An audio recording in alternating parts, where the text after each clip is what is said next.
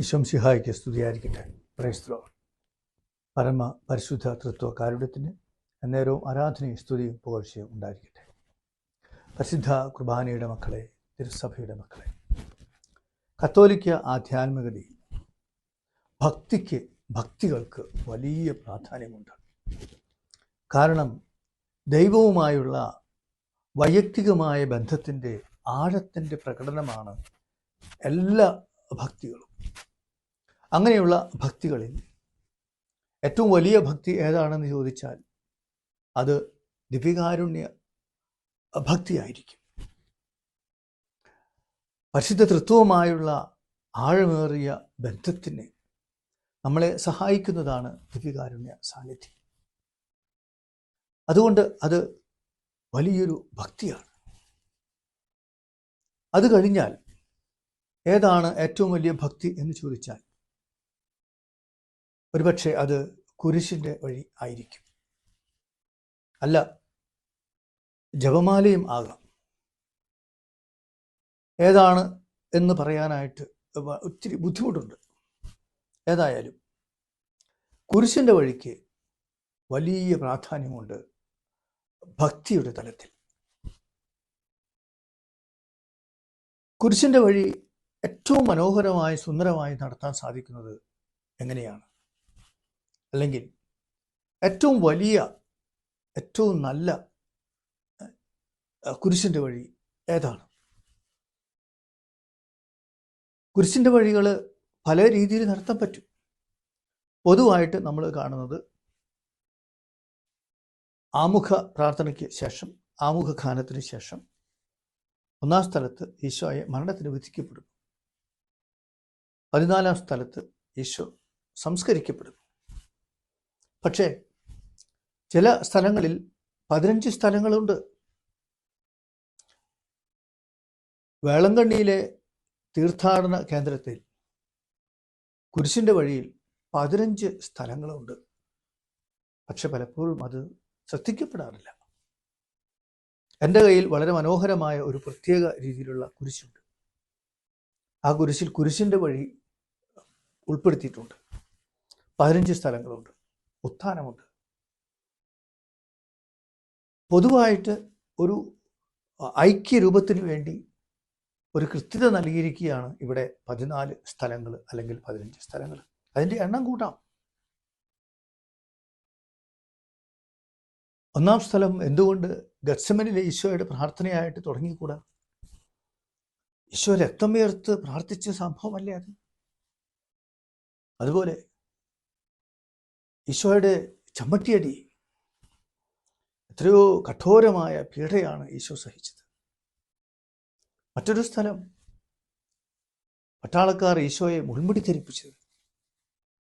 അപ്പോൾ അങ്ങനെ നോക്കുമ്പോൾ കുരിശിൻ്റെ വഴി പല രീതികളിൽ അതിൻ്റെ സ്ഥാനങ്ങളുടെ എണ്ണം കുറയ്ക്കുകയൊക്കെ ചെയ്തുകൊണ്ട് നടത്താൻ പറ്റും. അതുപോലെ തന്നെ പരിശുദ്ധ കുർബാന കഴിഞ്ഞ് പലപ്പോഴും കുരിശിൻ്റെ വഴി നടത്തുമ്പോൾ സമയമില്ല. അതുകൊണ്ട് 10 മിനിറ്റ് കൊണ്ടും 15 മിനിറ്റ് കൊണ്ടും കുരിശിൻ്റെ വഴി ചുരുക്കാറുണ്ട്. അതേസമയം ധ്യാനമന്ദിരങ്ങളിലെ ധ്യാനത്തിനൊരുക്കമായിട്ട് കുരിശിൻ്റെ വഴി നടത്തുമ്പോൾ പാട്ടുകൾ പാടി, പ്രാർത്ഥനകൾ മുഴുവൻ ചൊല്ലി, സ്വർഗസ്ഥനായ പിതാവ് നന്മ നിറഞ്ഞ മറിയും തൃത്വസ്തുതി ചൊല്ലിക്കൊണ്ട് ആഘോഷമായിട്ടാണ് കുരിശിൻ്റെ വഴി നടത്തുന്നത്. ഇനി ദുഃഖവെള്ളിയാഴ്ച വരുമ്പോഴോ വളരെ ആഘോഷമായ കുരിശിൻ്റെ വഴി. അങ്ങനെ നോക്കുമ്പോൾ ഏറ്റവും മനോഹരമായ, ഏറ്റവും സുന്ദരമായ കുരിശിൻ്റെ വഴി ഏതാണെന്ന് ചോദിച്ചാൽ ഒറ്റ സ്വരത്തിൽ നമ്മൾ പറയും അത് ദുഃഖവെള്ളിയാഴ്ചയിലെ കുരിശിൻ്റെ വഴിയാണ്. അതേസമയം കുരിശിൻ്റെ വഴി എന്ന ഭക്തിയെ പരിശുദ്ധ കുർബാനയുമായിട്ട് ബന്ധപ്പെടുത്തിക്കൊണ്ട് കാണാൻ ശ്രമിക്കുമ്പോൾ പരിശുദ്ധ കുർബാന തന്നെയാണ് ഏറ്റവും ഉന്നതമായ, ഏറ്റവും വലിയ സഭയുടെ ഔദ്യോഗികമായ ഭക്തി. ഏറ്റവും ഉന്നതമായ കുരിശിൻ്റെ വഴി നടക്കുന്നത് എവിടെയാണ്? പരിശുദ്ധ കുർബാനയിലാണ്. പരിശുദ്ധ കുർബാന കുരിശിൻ്റെ വഴി തന്നെയാണ്. സ്വർഗത്തിൽ പൂർത്തീകരിക്കപ്പെട്ടു നിൽക്കുന്ന കുരിശിൻ്റെ വഴി നമ്മളിവിടെ ആഘോഷിക്കുകയാണ്. അത് പുരോഹിതൻ്റെ വസ്ത്രങ്ങളിൽ പോലും, തിരുവസ്ത്രങ്ങളിൽ പോലും ഉൾച്ചേർന്ന് നിൽക്കുന്നുണ്ട്. നമ്മൾ ഓർക്കാനിട്ടാണ്, ചിന്തിക്കാനിട്ട്, മനസ്സിലാക്കാനിട്ടുമാണ്. പുരോഹിതൻ ധരിക്കുന്ന കൊത്തീനയുടെ അർത്ഥം എന്താണ്? തുന്നൽ കൂടാതെ നെയ്യപ്പെട്ട ആ തിരുവസ്ത്രമാണത്. അതിൻ്റെ സൂചനയാണത്. അതുപോലെ പുരോഹിതൻ്റെ അരക്കെട്ട്, അത് ഈശോയെ പട്ടാളക്കാർ കയറുകെട്ട് വലിച്ചതിൻ്റെ അടയാളമാണ്. കയ്യുറ, അത് ഭംഗിക്ക് വേണ്ടിയല്ല, അല്ലെങ്കിൽ കൊത്തീന ഭംഗിയായിട്ടിരിക്കുന്നതിന് വേണ്ടിയല്ല, അല്ലെങ്കിൽ കാപ്പയ്ക്കൊരു ഭംഗി കൊടുക്കുന്നതിന് വേണ്ടിയല്ല. ഈശോയെ കൈകൾ ബന്ധിച്ച ആ കയറുകളുടെ അടയാളമാണ്. അതുപോലെ കഴുത്തിൽ ധരിക്കുന്ന ഊറാറ, അത് ഈശോയെ കഴുത്തിൽ കയറ് കെട്ടിയതിൻ്റെ അടയാളമാണ്. പുരോഹിതൻ ധരിക്കുന്ന ആ കാപ്പ അല്ലെങ്കിൽ കുർബാന കുപ്പായം, അത് ഈശോയെ പട്ടാളക്കാർ മുൾമുടി ധരിപ്പിച്ചതിന് ശേഷം ഉഷിഞ്ഞ വസ്ത്രം ധരിപ്പിച്ച് പരിഹസിച്ചു. അതുപോലെ ഹെറോദോസ് പിലാത്തോസിൻ്റെ അടുക്കിലേക്ക് ഈശോയെ തിരിച്ചുവിട്ടപ്പോൾ വില കൂടിയ വസ്ത്രം ധരിപ്പിച്ചിട്ടാണ് തിരിച്ചുവിട്ടത്. അപ്പോൾ വൈദികൻ ധരിക്കുന്ന ആ തിരുവസ്ത്രങ്ങൾ പോലും പ്രഥമമായി പീഡാനുഭവങ്ങളെ ഓർപ്പിക്കുന്ന യാഥാർത്ഥ്യമാണ്. പക്ഷെ ഇങ്ങനെയുള്ള കാര്യങ്ങളൊക്കെ വിസ്മരിച്ചു പോയി എന്നുള്ളതാണ് പ്രശ്നം.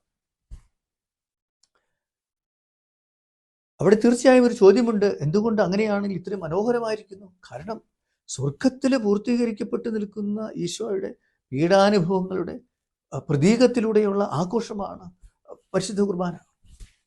അതുകൊണ്ടത് മനോഹരമാണ്, സുന്ദരമാണ്, സ്വർഗീയമാണ്.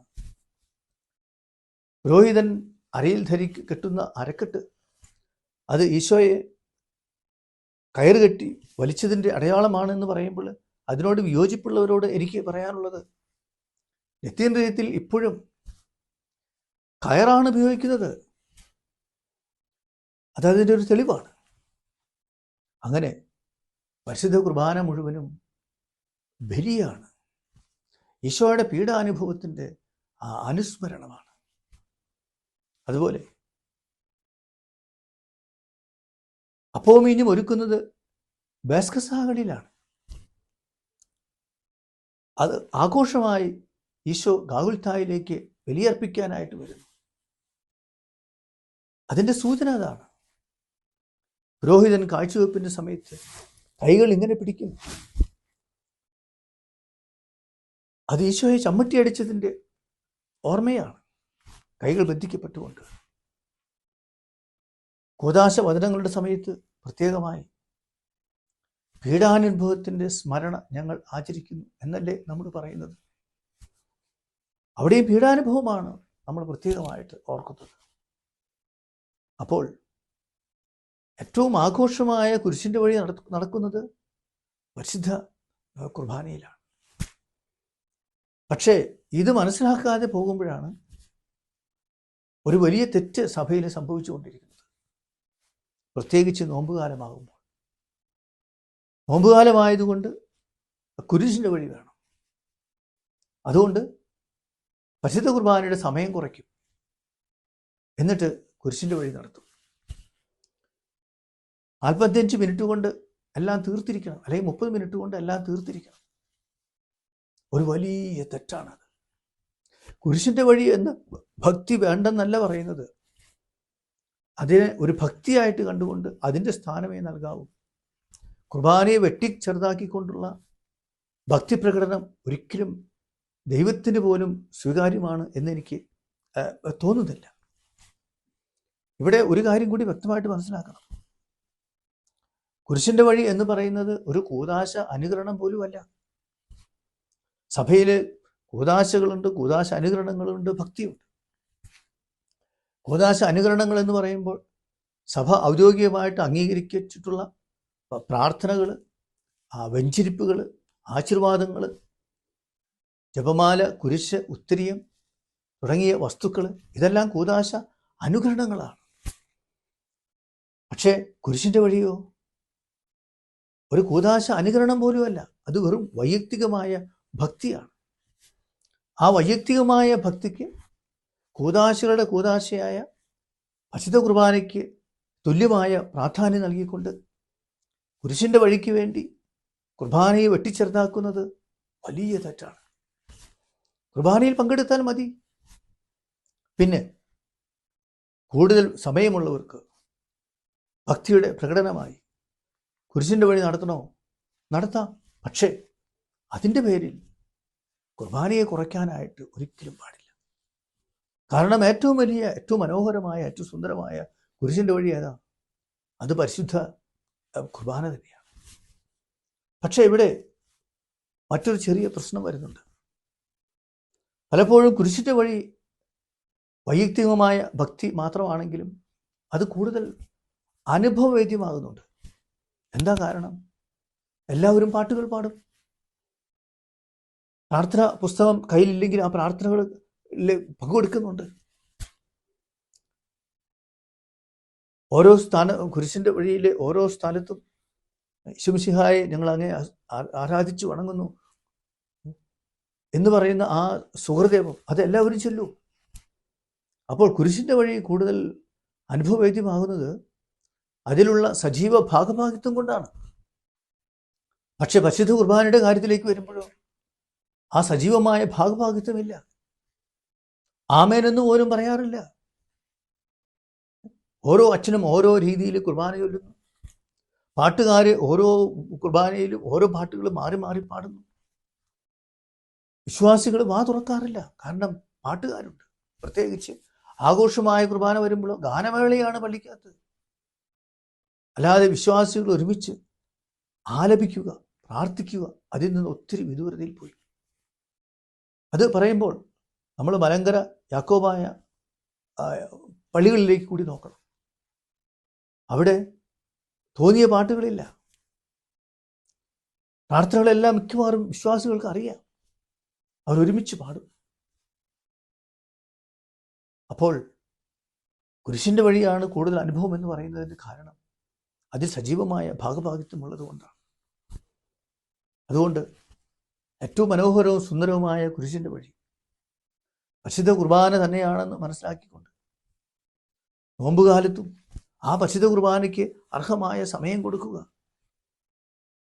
അവിടെ പീഡാനുഭവത്തെക്കുറിച്ച് ധ്യാനിക്കുക.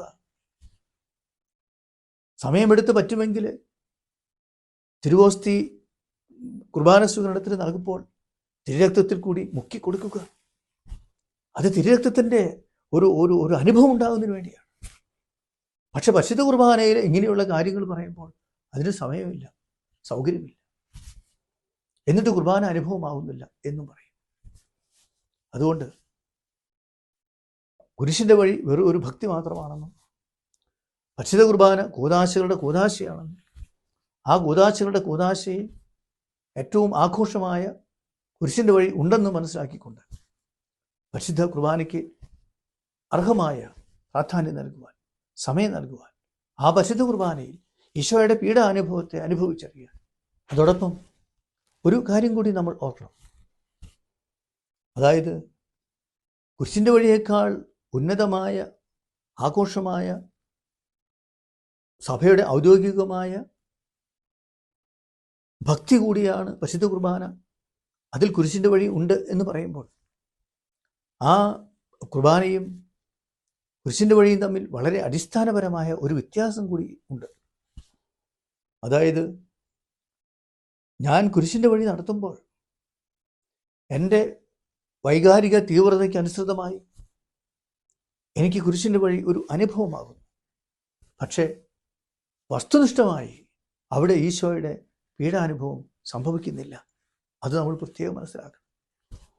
കാരണം കുരിശിൻ്റെ വഴി അതൊരു ഒരു ഭക്തിയാണ്. പക്ഷെ പരിശുദ്ധ കുർബാനയിലേക്ക് വരുമ്പോൾ അങ്ങനെയല്ല.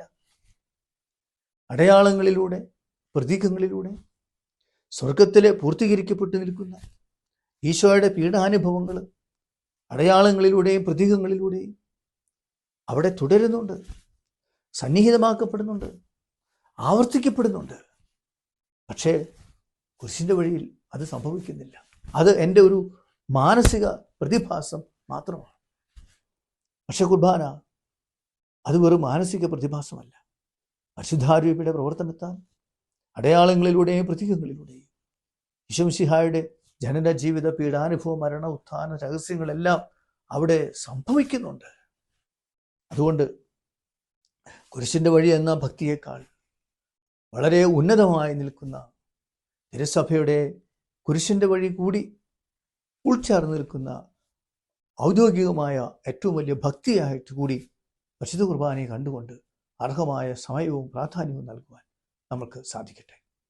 പരമപരിശുദ്ധ തത്വകാരുണ്യത്തിന് നേരവും ആരാധനയും സ്തുതിയും പുകഴ്ചയും ഉണ്ടായിരിക്കട്ടെ. ആമേൻ.